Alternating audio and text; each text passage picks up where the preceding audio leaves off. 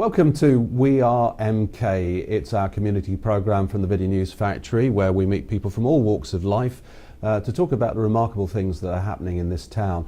Welcome Dominic Muscat. You're one of our business leaders looking after Bucks Biz, which if our viewers don't know is one of the most interesting business communities as well as a property development business. Thank you.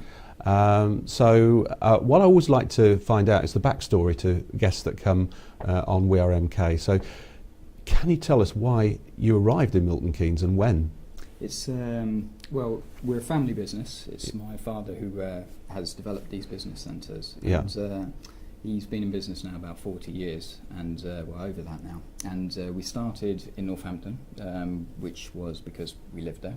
Okay. And developed a business centre 30 odd years ago, before there was a generic business centre per se.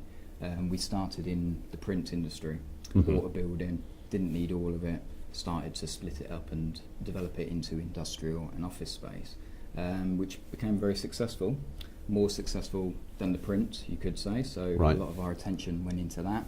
We developed it and then sold. My father intended to retire at that point. That lasted about 2 weeks, got very itchy, and so we started on the hunt for another property to develop into a small business centre. Yeah. Milton Keynes was obviously a close neighbour. We looked at the area and then found very good statistics. Brand new city, so many businesses here are more successful than anywhere else, close links to London, a lot of very good positive information. So we wound up buying, we hoped a small property which fell through, so we wound up buying a building in Bletchley, which was at the time about 60,000 square foot, so not small at all. No. We started developing that, then bought the property next to it. Then we were looking down the road over in Denby. This was before the IKEA was there, so this was 20 odd years ago. Yeah. But we could see a lot of development in the area. Yes. So we started developing over there as well. So we were predominantly south Milton Keynes. Yeah. And what was a small startup again turned into quite a big operation. Fast forward to today, and we're one of the largest providers in Milton Keynes. We have 300,000 square feet. We rent to over 300 businesses. And it's a very good model, helping small business startups to established companies that are looking for satellite offices, where we rent office and industrial space to multiple of people. So you've really fallen in love with the place from a business point of view. Outside of that, what do you love about Milton Keynes as a place to live as well as work? Milton Keynes, it's a great place. It's always grown. I mean, what we love about Milton Keynes is community. Milton Keynes, you know, I think every hour of every day you can go to a networking event. People are friendly and they want to keep business in-house. We noticed that when we came from Northampton, we wanted to deal with business in Milton Keynes who wouldn't operate to us in Northampton because we didn't have a Milton Keynes telephone number. Right. And that is a good thing. You know, it's good to keep it community, and you know, we live in a global world, but that still is quite strong in people here. You know, I'd rather give business to a local company than to go down to London and pass the business on there, you know, if I can, you know. So we're all in business at the end of the day. Would you say there's an appreciation because so many people are new to the area and they're also entrepreneurs of how hard it is to start up sometimes, so everybody's helping each other? Definitely. And people, you know, I see it all the time with our community within our business centres, is how there's a genuine want to help people in business, and a lot's given away for free, which is really nice to see. But that makes life worth living, doesn't it? And then what I do know about both you and your father Joe is you're givers as well as takers. You give a lot back to the people. You've got 300 people in your office accommodation. So can you give us an idea of the sort of things they benefit from in the community spirit that you've actually built at Bucks Biz? I mean, with 300 businesses, we have pretty much a business for everything that they need. So a good thing about our community is if somebody comes into one of our centres and they need an accountant, Yeah. we've actually created an internal directory. So they just search accountant, 3 will pop up currently across our site. So it's not just a building that they're in. They can go find who they need, conduct business together. Also, all of our buildings, we try and promote health. So we've rented 2 gyms within the building. Fantastic. We then offer discounts for the customers. If it's Bucks Biz to Bucks Biz, Yeah. you get a good discount, and that's worked really well. Fantastic. We've grown the lifestyle part of our buildings quite a lot. We now have beauticians, we have physiotherapists, so not just your run-of-the-mill standard offices that rent from us. Okay. You've obviously put a lot of work into developing a business community and property development. So you must have some very strong opinions over what improvements need to be made to add further value to Milton Keynes as a great location. So what would be, if you were in charge of the council or planning, what would you be doing right now? They do a good job. For a start off, Milton Keynes is a great community. It's grown. We've been very fortunate. I mean, we're obviously out of recession now, but Milton Keynes was very recession-proof. We held our head through the recession. We didn't have to lower prices. We obviously stayed in business. We actually grew in the recession to twice the size. So a big thank you and props to Milton Keynes and its community for that.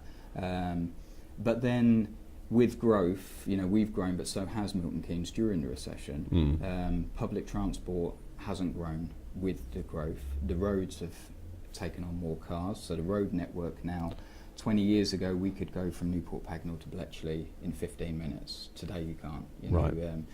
They are trying to improve road networks, but by doing so you're creating roadworks, which is creating more traffic. So that's got a bit of a negative impact now. But the biggest gripe would be the public transport. If I could get in charge, which I wouldn't advise, but if I could, what I would do is improve the rail network, in that when you come to CMK Station or Bletchley, getting from there to other parts, for example the Don Stadium, where we have a business centre opposite in First Avenue, there just isn't. You need to get in a car or mess around with the bus service or taxis. So something like a tram system or a monorail. And Milton Keynes is very progressive in that we have the driverless cars, so maybe more of them, or another system like a tram system or something that will complement what Milton Keynes is. Okay, so it's those interlinks and integration of transport. Good. Okay, let's look at leisure. Say you've got a client coming or friends coming to Milton Keynes. For people that don't know the place, where would you take them? What's so great about Milton Keynes as a venue? There's lots of places to go.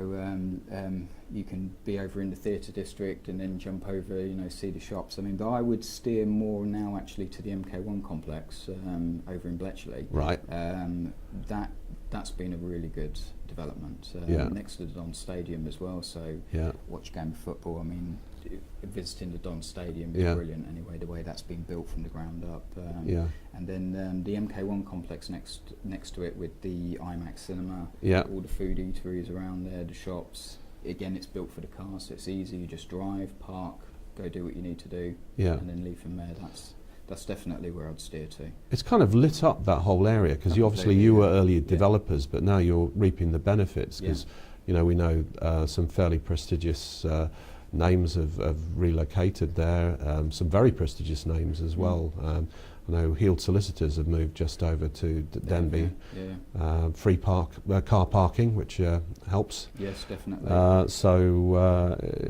And I think also the arena, which is attached, that's underutilised. There is beginnings of some major events, but that's a potential venue of the future, isn't it? Oh, definitely. I mean, it's been, watching it go up has been really interesting, because being the next road over, we've literally watched it come out of the ground, and you couldn't imagine it being so good with how it's done. Yeah, and just as an extra promo for people who have not seen it, we've had John Covin, and one of the big events at the arena is going to be the MK Don Sets 10-year celebration. So if you haven't watched that video, then please check out #WeAreMK, and John will give you all the good news of what they're doing. So finally, if you were to predict the future, what do you think Milton Keynes is going to be like in, say, 10 years' time as a place, and what part do you think Bucks Biz will have in that? It hasn't stopped growing. It's growing upwards now. You can see when you go into the city, the skyscrapers are there, and starting, more of them are coming up. I think now's the time to really fix these public transport links. You know, CMK is brilliant, but it's a distance from the train station. More driverless cars or a tram or a monorail to fix that. There's more development happening around it. As landlords, we are looking to improve our buildings. The standard is so high now in Milton Keynes. You know, we've had to invest so heavily in our buildings to keep up with everybody else. You know, otherwise we wouldn't rent space. As for us, hopefully growing some more. Our centres now are almost 90% full across the board. So we've been very successful, and very grateful to Milton Keynes, you know, for helping us to do that. And our hope is to carry on taking on more buildings, developing more business centres, helping small businesses grow, and all helping each other out. And the Newport Pagnell Centre is one of the most impressive centres I think you've developed. Yes. And that, to me, is on a very interesting part of geography, because you can see from Cambridge all the way to Oxford now an economic boom, yes. and you're right in the middle of that as a sort of crossroads. Now again, rather than watching the retail go up, we're watching all the residential go up in that area. What is all greenfields is slowly becoming properties. And Newport Pagnell's our newest centre, the I Centre. There we've owned that now 6 years, 5 years in developing, and that's been phenomenal. We were actually worried about buying it 6 years ago. We thought, it's Newport Pagnell, is that really Milton Keynes? It's borderline, it's the wrong side of Junction 14. But it's really been phenomenal. It's opened out the corridor, like you say, through to Woburn, and more people living in that area who come over and don't want to fight with Junction 14, the other side of the bridge, but still want to be in Milton Keynes. So it's gone from strength to strength, and it's almost finished now. We'll be now luckily doing the final touches to the building, and our clients there will be quite happy that certain corridors that were left shut can get opened because the offices behind them have been developed, and it's been a treat building it. Perfect. Dominic, thank you so much for being, aside from the great Pete Winkleman, our first business representative of the community. It's been good to get your story. Hopefully people watching this, if you're in Milton Keynes and you're looking at business space, then I'm sure there are open days and networking events which you can see. Just the I Centre. Visit the website, Bucks Biz. And if you're outside of Milton Keynes, you're looking for a place to relocate or get to what is one of the economic hotbeds of the UK, then again, I'm sure Dominic will be a great help and asset in terms of contact. So once again, thanks very much for joining us. That's the end of this episode of #WeAreMK. And all I have to say really is join us next time, and bye for now.